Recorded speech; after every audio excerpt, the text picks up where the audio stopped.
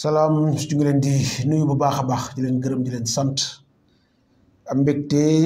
jàkkaarloo ak yéen ci 24 médias fas yéene ñëw ak yéen ci relax actu waxtaan ci actualité. di sant yàlla bu baax di julli ci yonenteem bu tedd bi Muhammad sallallahu alayhi wa sallam di ziar bu baax a baax kilifa diine yi. di leen jox seen wàccuwaay. di leen di ñaanal yàlla mu may leen fan mu gudd ak wér. ba lépp loo xamante ni naan nañ ko ngir liggéeyal ko diine bi sunu borom kàttanal leen ba loolu nekk loo xamante ni luy antu la ci lu kawe sunu njort ndax njëriñ kese lay jur ci réew mi. ñu ziar kilifa aada yi di ci jiital njiitu réew mi président de la république Macky Sall ak gouvernement bu Sénégal yëpp ak képp koo xamante ne yor nga ndombo tànk ci réew mi. ñuy ziar ku jigi parce que ñoom aussi ci lañ bokk. Sénégal benn bopp la kenn du ko xar ñaar damay faral di wax ne animosité amul adversité la donc adversité boo ko déggee ku ci nekk dafay jàpp ne rek bu réew mi tàbbee ci samay loxo dinaa ci def loo xamante ne mooy raw fuuf li nga xamante ni sama morom ci mu ngi ko ciy def kon ñu gis ne loolu dafa am solo ba tax na dañuy rafetal yi fi di ko rafetal bu baax a baax bu ko defee Sénégal rek moo ciy gañe yenn wax yu ñaaw yeeg tibbante tànk yeeg loolu yëpp jëmalul réew mi kanam da koy tardeel kon nañ leen sant bu baax di gën a am yaakaar ci ñi nga xamante ni ñoom ñoo seq langue politique bi ñu fexe di ko rafetal parce que bu ñu xoolee démb am na ñu fi nekkoon kenn gisatu leen te lu ne def nañ ko fi ci wàllu politique waaye tey jii dëddu nañu am na ci ñoo xamante ne bàyyi nañ fi woy wu rafet loolu rek moo jar a ñaan moo jar a wut nit ki ci la ngay nekk fexel ba saa su ne la nga cay def da nga fay bàyyi empreinte boo xamante ni des générations et des générations yi nga xamante ni ñoom ñooy ñëw dañ leen di xal di nettali li nga xamante ni jot nga ko faa def loolu dafa am solo. waaye di waxante lu ñaaw di bënt tànk di jëf ay jëfin yoo xamante ni ñaaw na ci suñu démocratie loolu taxul nit ñi sawar def ci politique wala ñu dugg ci wala ñu dal ci tabbi ngir fexe ba réew mi mun cee jëriñ. ñu ziar bu baax a baax suñuy internet biir réew ak bitim réew ndax ñoom lépp lu ñuy def fii ñu ngi ñuy safoo di ci ànd ak ñun mu nekk loo xamante ni amuñu seen pay parce que damay faral di wax ni du kenn ci ñoom koo xamante ni ñun ñoo ko jëndal crédit ñoom ñooy jël seen crédit bopp di ñu topp di safoo li ñuy def kon ñooñu saa su ne bu ñu toogee dinañ leen gërëm bu baax a baax. rawatina nag sunu ambassadeurs yi ñoom ñëpp dans l'intégralité Antoine Thiaw commandant Thiaw ñu ngi lay ziar bu baax ki nga xamante ni mooy Ngenaar ñu ngi koy ziar Mariama Gueye Dabo ñu koy ziar Cheikh Charles Thiam Amadoga Thiam ñu ngi leen di ziar fàttewuñu Ousseynou Faye ñun ñëpp nekk bitim réew ñu leen di ziar bu baax a baax ñu dem nag ba fi nga xamante ni moom mooy Bargny fekk fa Fambodj Fall moom itam def ñiy bàyyi xel bu baax a baax di nuyu bu baax sunu mbokk lébu yooyu di ziar bu wér dem ba fi nga xamante ni moom mooy Mbour séréer fekk fa Mariama Sarr moom itam ñu ngi koy ziar bu baax fàttewuñu Aïssatou Diouf nga xamante ni saa su ne bu ñuy topp depuis Pointe Sarène fàttewuñu Mballo Taay moom it nekk foofu ci diwaanu Joal Fadiouth dëkku Léopold Sédar Senghor mais nag beral loxo spécialement waa diaspora bi parce que damaa wax ne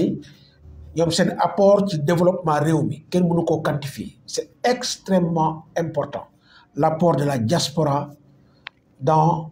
le développement du pays économique du pays ndax ñoom li ñuy dugal ci koppar ci réew mi am na solo seen loxo dugg na ci lu bare surtout ci li nga xamante ni moom mooy les infrastructures dans les localités gox-goxaat bari na ay gox-goxaat yoo xamante ni tey jii boo fa demee ñoom ñoo tabax salle de classe yi ñoo tabax dispensaires yi ñoo leen équipé loolu doyul ñu yónnee koppar bu bari muy dugg ci njaboot gi di ciy faju di ci dem école di ci tukki di ci faj soxla yi kon ñoom faaw ñu ñaanal leen jàmm yàlla gën leen a taxawu fi nga xamante ni foofu la ñu nekk ci bitim réew ba lépp loo xamante ni mébét la muy lu baax yàlla na ko sunu borom taxawu barkel ko ba ñoom ñu mun cee jot ci anam boo xamante ni anam bu kawe seen jot loolu dafa am solo sunu xel dina dem tey jii ci mbir moomu nga xamante ni moo xew ci diwaanu Kédougou sunu xol métti ci lool ñu am ci méttitu xol lool ndax tout tànk boo xamante ni ñu ngi wax diggante juróom-benni weer jàpp juróom-ñaar ñu mun koo jël fekk ko fu muy nelaw ñu fob ko daal di ko tàbbal ci teen ba mu ñàkk ci bakkanam loolu nekk na loo xamante ni képp kuy nit rawatina nga doon sénégalais am nga lu la naqari kon ñu ngi massaw bu baax a baax ki nga xamante ni moom mooy waajuram bu jigéen di massaw bu baax a baax ki nga xamante ni moom mooy waajuram bu góor di leen jaal waaye di massaw waa Kédougou yëpp ndax nag waa Kédougou kenn xamewu leen lool kenn xamewu leen lool kon loolu bu amee ci dëkk bi ñuy wax Ñiméniké Sénégal yëpp naqarlu nañ ko te itam ñuy gën a ñaax ñi nga xamante ne mooy waajur yi ñuy gën di am bàyyi bët ak xel tout tànk yi di leen surveiller di leen xool di leen nemmeeku ndax da ngay xool diggante bi nga xamante ni moom mooy tëral sa doom muy nelaw nga génn dem pour jënd li nga xamante ni moom mooy couche diggante boobu mu ñu mën a fab xale bi ba daal di ko rey doon lu doy waar lu ñaaw loo xamante ni réew mi yépp a ci ànd ñaawlu ko kon na waajur yi gën a jàpp bu baax a baax li nga xamante ni dañ koy def ci loo xamante ni boo ko xoolee avec le recul di nga ne wax dëgg yàlla jàpp moo ne doomu aadama mun naa yegg fii nit ñi dañuy dem ba fàtte yàlla fàtte ne bés penc dina taxaw lu doomu aadama defoon ci kaw suuf daañu ko laaj mu leer nañ kon lu mel noonu bu amee am ci diwaanu Kédougou dal ci njaboot dal ci tout tànk boo xamante ni liir la dëgg-dëgg danañ ci am xol bu metti torop ñuy ñaan sunu borom yàlla na leen may leneen lu gën te ñaan bu mu fa amati yàlla bu mu fa amati ndax ala kulli xaal dee du jaas dina am waaye am na façon dee yoo xamante ni dëgg-dëgg kenn bëggu ko kenn bëggu kon ñu ngi masaw bu baax a baax waa Kédougou di masaw ñëpp ñi nga xamante ni am nañ ci xol bu métti ndax xam naa ni képp kuy doomu aadama dégg loolu rek am nga lu la naqari ñuy siyaare bu baax Alaaji Sarr moom it nekk xale boo xamante ni dafay góorgóorlu bu baax di yëngu ci wàllu commerce di koy encouragé bu baax Alaaji Sarr di nuyu Pape Modou Sène moo waroon teew fii waaye boobu ak léegi réseau bi moo xawoon tàgga témbe ba sànq la xaw a tane waroon naa ñëw fii def li nga xamante ni moom mooy Kirin Séeréer waaye tey jii xam naa ne nag dafa xaw a sonn ndax moom nag léeg-léeg mu yëngu ci wàllu syndicalisme dañu koy jaajëfe bu baax di wax ne rek Pape Sène dina ñëwaat ci li nga xamante ni moom mooy Kirin Séeréer ndax xam naa ne tey jii ku ci mel ni Coro Sarr foofu ci diwaanu France mu ngi ko doon góolu di ko xaar xam naa ne ku ci mel ni Mama Doga Thiam mu ngi ko doon xaar ku ci mel ni Babacar Mbaye Labou nekk foofu ci diwaanu Diofior mu ngi ko doon xaar ak Ngenaar ñëpp Mama ak ki nga xamante ni moom mooy Mariama Gueye Dabo waaye li tubaab di naan ce n'est que partie remise incha allahu rabbi dinañ dikkaat ci cosaan séeréer ci nu mu gën a neexee histoire tout simplement de vous accompagner ci li nga xamante ni moom mooy seen bëgg bi ngeen bëgg la culture séeréer bu ñu jógee ci Kédougou danañ tàbbi ci sunu mbokk takk der yi muy soldat si nga xamante ni guddeeg bëccëg ñu ngi ci front ba di fexe ba Sénégal kenn du jéem a indi fi loo xamante ni bokkul ci réew mi yemook jamono yi may àddu ngeen di teewlu armée bu Sénégal di def ay opération de ratissage ngir daal di jëlaat lépp loo xamante ni base la woon base rebelle pour daal di ko sécuriser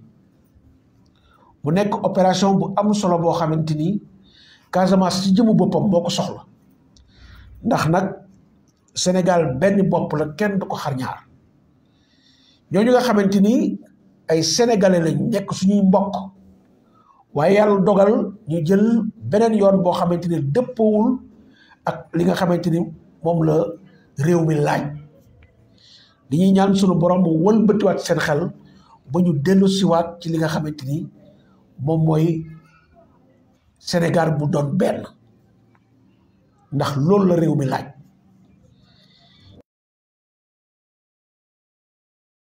takk der yi ndax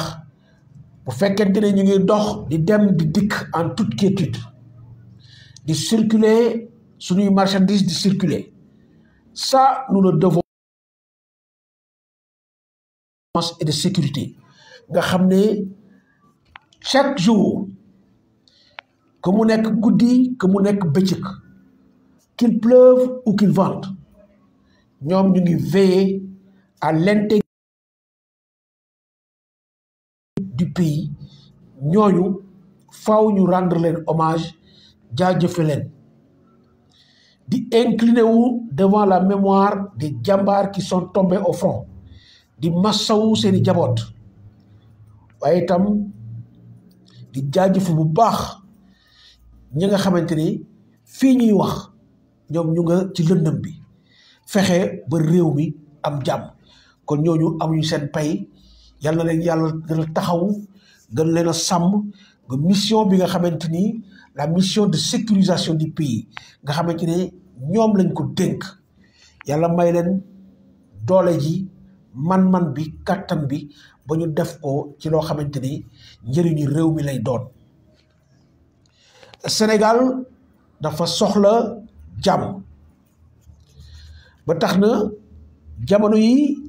dégg ngeen tey jii di yëkkati war nañ li nga xamante ni moom mooy le dossier bi dox diggante Adji Sarr ak nga xamante ni moom mooy Ousmane Sonko mu nekk dossier boobu xamante ni saa suñ ko tuddee rek xel dem ci mois de mars 2021 mois de mars 2021 kenn bëggatul dundaat ces jours cauchemardesques nga xamante ni réew mi dund na ko mu nekkoon ay bés yu lëndëm yu métti yoo xamante ni képp kuy sénégalais amoon nga lu la métti amoon nga lu la naqari ndax bu ñu demee ba ay tout tànk ay jeunes yoo xamante ni daanaka amuñu ñaar fukki at ci lim bu toll noonu ñàkk ci seen bakkan ñuy wax 14 di wax 13 ci anam yoo xamante ni anam yu jéggi dayo yu métti xool nit daal di dóor bal bopp bi toj loolu nekk na ay façon yoo xamante ni jàppoon nañ ni Sénégal du ñu yegg foofu waaye bu ñu fàtte ni xar lu mu lewet boo ko sëkkatalee di ko topp bu mu sës dana daw wut si la loolu sénégalais yi toll nañ foofu ndax bu ñu fàtte ni xale yi di toltolaan xale yi nga xamante ni bu ñu xëyee amuñu lu ñu def bu ñu xëyee amuñu lu ñu jënd fukki dërëm mburu bu ñu xëyee amuñu lenn loo xamante ni danañ ko mën a def seeni poos ngir faj seeni soxla xale yooyu toll nañ ci lim boo xamante ni bu ci nguur gi jëlul ay matuwaay c'est une bombe à retardement c'est une bombe sociale boo xamante ni liñ ci jot a mos en mars 2021 bu ñu ñaan ci yàlla mukk loolu am ba tax na état bi war naa taxaw nas ay pexe fexe ba li nga xamante ni mooy xëyu ndaw ñi ñu trouver la bonne solution parce que nag boobu ak léegi dañuy làmbaatu bu ñu fàtte ni réew mi am na ay kuréel yu dul jeex yoo xamante ni liñ leen sant mooy fexe ba saytu xool nas ay pexe ba xëyu ndaw yi nekk loo xamante ni lu ñu lijjanti la le ministère de la jeunesse mu ngi fi le ministère de l'emploi mu ngi fi ANPEJ mu ngi fi DER mu ngi fi DAC yaa ngi fi ak leneen yépp loo xamante ni ay kuréel la état bu Sénégal régime bi fi nekk daal di ko samp ngir ñu saytu li nga xamante ni moom mooy xëyu ndaw ñi mu dënk ko ay sénégalais yëkkati ay milliards yu bari daal di ko dugal ci biir boobu ak léegi ça fait 10 ans fukki at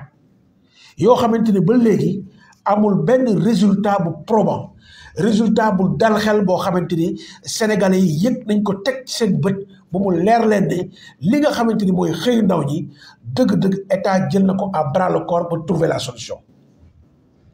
li ñu jaaxal mooy milliards yu bari yooyu waaw xanaa amul évaluation xanaa ñi nga xamante ni ñoom lañ dénkoon xaalis bi xanaa war nañoo mën a wax ne milliards yu bari yooyu fii lañ ko dugal fee la dugg preuve yaa ngi nii def nañ nangam mu nekk loo xamante ni lu ñu mën a teg bët la waaye du loo xamante ne rek dañ koy wax di ko sànni nii ci ngelaw li te kenn mënut teg sa bët loolu yi nga xamante ni ñoom wax nañu ko kon njiitu réew mi war naa xoolaat loolu te Sénégal ñun amuñu culture évaluation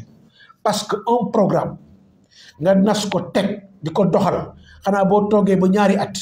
ñetti at ñeenti at waxatuma la fukki at war nañ ko évaluer xool li nga xamante ni moom lañ ci dugal xool résultat yi nga xamante ni moom lañ ci jëlee waaye dara c'est tout simplement un gouffre à milliards boo xamante ni l'État continue à injecter des sommes colossales dans ces structures te amul benn résultat bu baax boo xamante ni génn na ci en tout cas ci loolu le chef de l'État est interpellé pour que toute la lumière soit faite autour de cette manne financière bi nga xamante ni jël na ko dénk ko ay nit yu jiite ay kuréel ngir ñu doxal li nga xamante ni moom mooy xëyu ndaw ñi lii wone ne politique jeunesse fii ci Sénégal échec la li koy wone mooy que rek la nouvelle trouvaille du président de la République nee na jokkoo ak ndaw ñi nekk loo xamante ni dafay jël jumtuwaay xarale yu yees yi ngir mën di waxtaan toog palais di waxtaan ak les jeunes donc du Sénégal muy jël par dëkk bi passé gis nañ mu def ko fi nga xamante ni moom mooy Géejawaay loolu dafay wone rek ni li fi jot a jaar yëpp du lenn loo xamante ni am na résultat yu baax parce que bu ñu demee ba borom kër gi dénkoon ay nit mission pour ñu doxal ko ñooñu dem ñëwaat lañ ko wax wala boog la mu gis xam naa doyu ko amut lu mu bëgg looloo tax moom ci jëmu boppam mu jóg daal di wokk ay loxoom ngir dem directement sans intermédiaire wax ak ñi nga xamante ni moom mooy ndaw ñi waaw bu fekkente ne moom constaté na échec boobu ana lan moo tere ay sanction am lu tax ñu nga xamante ni ñoom lañ jox koppar yu bëri yooyu ñu waroon a doxal waroon a def résultat defuñu ko waaw lu tax jëlewuñu leen fa donc juste c'est pour dire que au Sénégal amuñu la culture de la sanction. Si quelqu'un jox nañ ko lépp li nga xamante ni laaj na ko ngir doxal au bout du compte ñu gis ni dañ ko joxoon dara defu ko ci lu baax waaye dañ ko war a dindi seet keneen parce que nag expertise manqué wu fi matière grise manqué wu fi am na fi ay nit ñoo xamante ne tey jii en matière de politique de jeunesse en matière de politique de recherche d'emploi mais xam nañu ko waaye dara on s'entête toujours à vouloir garder les mêmes et ils ne produisent jamais de bons résultats kon politique jeunesse dañ ko xoolaat bu baax parce que li xewoon mars 2021 du dara lu dul des jeunes yoo xamante ne amatuñu benn yaakaar xamatuñu fu ñu jëm dañuy toltolaat ñoom ñoo génnoon ci mbedd mi pour exprimer li nga xamante ni moom mooy seen métit exprimer li nga xamante ni mooy seen ñàkk a ànd ci ni ñu yore réew mi bu ñu demee ba ces jeunes di mbëkk li nga xamante ni mooy géej gi di ci dee ci lim bu takku ñu xam ne fay bu rëy la état bi def en matière de politique de jeunesse kon dossier bi nga xamante ni moom la ñuy yëkkatiwaat nañ ko def ci anam yoo xamante ni kenn du ci am looy wax bu mu am ku ma am ndey bu mu am ku ma amul ndey parce que sénégalais yi dofuñu ku yaakaar ne sénégalais yaa ngi nelaw yow si jëma bopp yaay xaram les gens sont suffisamment éveillés xam nañ bu baax ki leen di wax dëgg ak ki nga xamante ne waxu leen dëgg moo tax tous ces gens là qui gesticulent autour de ce dossier Adji Sarr ak ki nga xamante ni moom mooy Ousmane toog parce que sénégalais yi xam nañ lu faudrait pas qu'on pense que rek pour des raisons politiques daañu tuumal nit ci loo xamante ni amul bopp amul genn daal di ko écarter rey ko politiquement loolu mënatul a nekk c'est vrai que ça a réussi quelque part ndax def nañ ko Karim Wade sur une liste de 25 personnes il est le seul à avoir été sanctionné dans des conditions yoo xamante ni tous ses droits ont été bafoués. Ça a réussi avec Khalifa Sall. Pour une histoire de caisse d'avance, il a été déchu de ses fonctions de député. Nous avons diligenté un dossier à la vitesse de l'éclair. Alors que moi, je vous dis que si vous avez un audit national sur tous les maires du Sénégal, nous avons des. C'est ça la triste réalité. Si nous défendons un audit national sur la gestion des ressources dans les collectivités territoriales, beaucoup de maires vont tomber. Beaucoup de maires.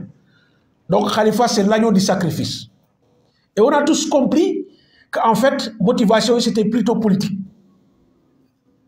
Parce que la preuve est là aujourd'hui. La preuve est là. Si on l'a écarté, nous fait donc ci ay conditions yoo personne ne comprend ñu seet ñu la lijjanti ba génne la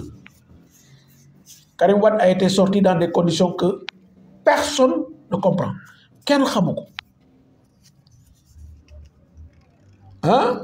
le protocole de Rebeuss xanaa bés dina mës a ñëw ñu leeral ko donc foofu la ñu toll on ne peut pas ci langue politique bi ñuy tànn ñi nga xamante ni ñoom ngay bëreel ça fausse le jeu de la démocratie dafay fausser le jeu démocratique il faut que ñëpp ñi nga xamante ni ils remplissent les conditions pour être candidats qu'on les laisse d'ailleurs c'est l'occasion de parler ci filtre bi nga xamante ni moom mooy les parrainages faudrait pas que parrainage bi nekk un moyen d'écarter des candidats comme ça l'a été en 2019 te nag attention parrainage bi li ñuy rumbanaat ci suuf les gens ont compris. Les gens ont compris. Parce que suñu xoolee bu baax li nga xamante ne moom mooy la raclée des élections locales parce que ñoom ñu ngi wax naan ils ont gagné à nangam %. Affaire bi c'est pas mathématique. C'est-à-dire que c'est qu'il faut faire une analyse objective de ces résultats.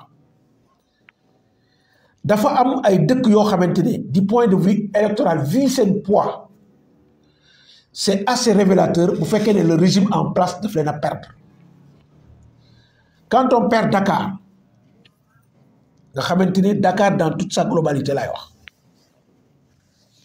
perdre Thiès perdre Kaolack perdre Ziguinchor perdre Diourbel y a problème. Il y a problème. Et même dans la région de Fatick, dans le département de Fatick, regardez combien de communes ont été gagnées par d'autres listes. C'est assez révélateur. Donc, il ne faut pas se voiler la face d'y raisonner en termes de pourcentage. Ou alors, en termes vous faites qu'elle est du point de vue mathématique, dañuy juum. Kon loolu boo waxee ñu ne c'est des listes parallèles. Donc lii nga xamante ni moom mooy parrainage bi suñu vigilant wul dëgg ce sera un moyen de contrer les listes parallèles moo tax ñoom nanguwuñoo wax mukk pour ñu dindi li nga xamante ni moom mooy le parrainage. C'est un moyen très subtil que le régime risque d'employer pour contrecarrer li ñi nga xamante ni ñoom ñoo bëgg def ay listes parallèles te liste parallèle mënul ñàkk parce que une élection locale c'est l'affaire des localités là mbapat la képp kuy candidat dañuy bàyyi waa dëkk bi ñu xool ku leen neex. Élection législative aussi pareil c'est les députés du peuple du député Massamba du député Mademba c'est les députés du peuple donc on laisse le soin au peuple de désigner de façon souveraine ses députés. Donc mënuñu bàyyi kenn mu tëju di choisir à la place des personnes lu xel nangu ko donc ñu leen di gërëm bu baax waxtu bi nga xamante ni moom la ñu amoon mel ni mat na ñu wax ne yàlla def jàmm ci réew mi ndax Sénégal soxla na jàmm. Amul benn réew boo xamante ni développé na ci ay tey jii bu ñu demee fi nga xamante ni moom mooy Ukraine digganteem ak Russie nga xamante ni am na ci ay dëkk yoo xamante ni c'est des villes qui mettront des années pour ñu construire ak leen. Mariupol la ville de Mariupol kenn xamul li muy niru dégâts yi kenn xamul nu mu toll 3 millions plus de 3 millions de personnes ñu ngi daw ngir sauver seen bakkan les réfugiés daw laa koy waxatuma li nga xamante ni moom mooy les pertes en vies humaines kon ngeen xam ne yàlla rëbb na ku yee fitna baaxul ci dara mën nga koo tàmbali waaye xamoo fa mu yem te guerre Ukraine bii nga xamante ni moom moo dox diggante Ukraine ak Russie jeexital yi dina yegg si ba si fii ci réew mi ci Sénégal dañoo toll ci àdduna boo xamante ni c'est un village planétaire benn dëkk mënul toog nekk dans son coin ni la xew fële sama yoon nekku ci nii wala ci nële fokk yow nga subir li nga xamante ni moom mooy conséquences yi kon ñi ñaan yàlla defal ñu jàmm defal ko bépp julit defal ko bépp sénégalais di leen di sant di leen gërëm bu fekkee ne am na loo xamante ni safaanu nag seen bëgg-bëgg ñu ciy jéggalu baax bu fekkente ni itam am na lu ci baax ñu xam ne jàpp na lu sunu borom la ñu leen di gërëm di leen sant di leen jox di daje beneen yoon fii ci 24 Médias jërëjëf.